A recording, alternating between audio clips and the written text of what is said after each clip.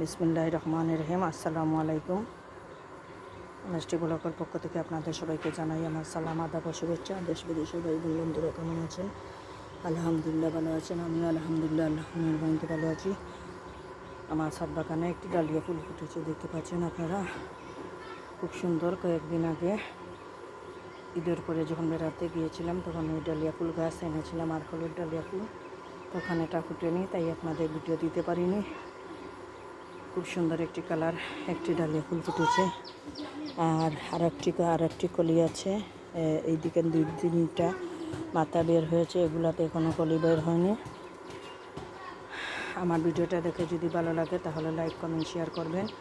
Please আমার চ্যানেলটা subscribe করবেন, এবং ফেসবুক টিকটক আবারও বলছি লাইক কমেন্ট শেয়ার করবেন, আর বেশি বেশি করে ভিডিও পেতে।